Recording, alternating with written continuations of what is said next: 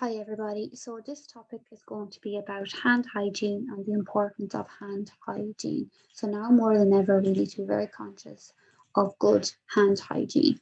So the importance of it. Now, so the policy in place for hand washing.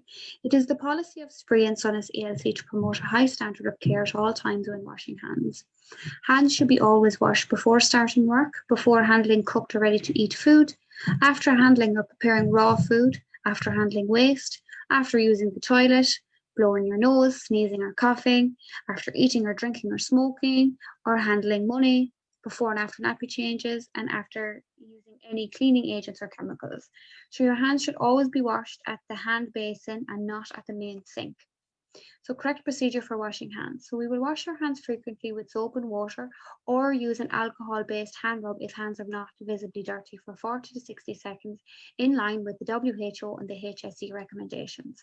The service will promote good hand hygiene techniques in line with the HSE and the WHO guidelines to support children to do the same through modelling, signage, activities and games. We will ensure an adequate supply of liquid soap and disposable or paper towels will be available throughout the premises. The arrival area, hallway, and corridors all have alcohol rubs for adults only.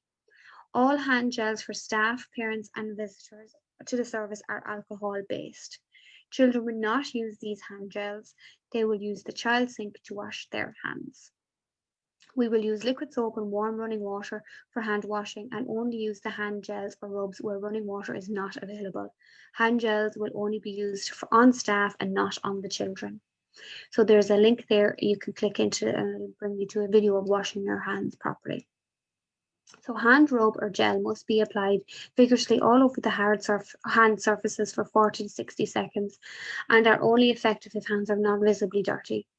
If hands are physically dirty, then they need to be washed with liquid soap and warm water, and children and staff will have to go to the nearest sink or bathroom. Staff will be encouraged to avoid touching their eyes, nose, and mouth with their hands. And when outside, staff should disinfect all times before and after each pod use. Children's hands are to be washed at the sink upon returning to their class. So using soap and water. So you wet your hands with warm water and you apply soap. Rub your hands together until the soap forms a lather. Rub the top of your hands, between your fingers and under your fingernails. Do this for about 20 seconds. Rinse your hands under warm running water. Dry your hands with a clean towel or a paper towel. How often should children wash their hands? When they arrive to the service and before they go home, before drinking, after nappy changing or using the toilet, after playing outside, after sneezing or coughing into their hands, whenever hands are visibly dirty, and before and after meal times. So how often should staff wash their hands? So when they arrive at the service and before they go home, after coughing and sneezing, before handling food, preparing bottles or feeding children, between handling raw and cooked food, before and after eating their own food on their breaks and lunches, before and after giving or applying medication or ointment to a child, after changing nappies, assisting a child to use the toilet or using the toilet themselves, after caring for babies or children who are teething or dribbling, and after caring for babies and young children who require close contact and comfort, where contact points such as the neck or arms may be contaminated with secretions or mucus. These should be washed immediately.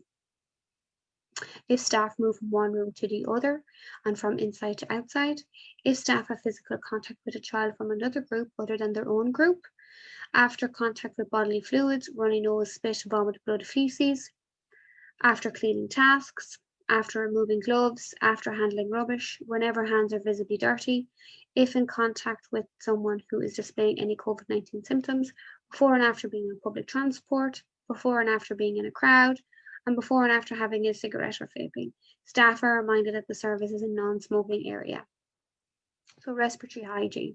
So good respiratory hygiene practice and good respiratory hygiene, that is when coughing and sneezing, you cover your mouth and nose with a flexed elbow or tissue. Discard the tissue immediately into a closed bin and clean your hands with alcohol-based hand rub for adults if you do not have access to soap or water for 40 to 60 seconds in line with the WHO and the HSE recommendations. Staff and children must adopt good respiratory hygiene and etiquette. So cough or sneeze into your elbow or tissue. The service ensures that tissues are readily available throughout the service with a pedal-operated bin provided in each of the rooms and in the outdoor areas for easy disposal of used tissues. Staff and children should wash their hands after coughing or sneezing. So staff should avoid touching their eyes, nose, and mouth. The virus enters the body through the eyes, nose, and mouth, so refraining from touching your face drastically reduces the chance of contracting the virus. So each service has a COVID-19 response plan that is located in the office. It's very important to familiarize yourself with this information.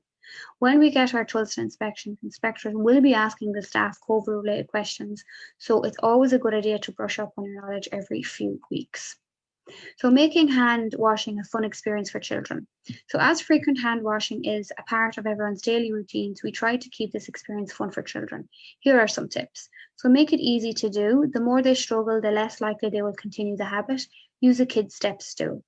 Make sure they see you washing your hands too. Kids learn better from watching you than just hearing it alone. So make sure you give plenty of examples yourself. Have a hand washing chart. Children love to be able to take off visually take off something that they have accomplished. Make it a habit by letting them constantly know what time their hands should be washed before and after meals, and using the bathroom are the most common ones to remember. Explain germs to your children and how they make you sick if you're struggling with the concept. Keep repeating the process. Children need repetition to learn and make a habit. So if they don't get it at first, just keep trying.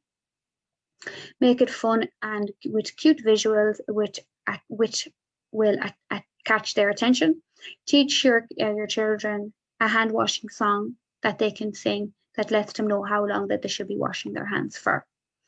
So the importance of proper hand hygiene is to prevent the spread of germs. Bacteria and viruses are everywhere, although the naked eye cannot see them. It keeps you healthy, and you should wash your hands before and after you eat and before and after you handle any type of food. So, and the importance of proper hand hygiene can be done through visuals.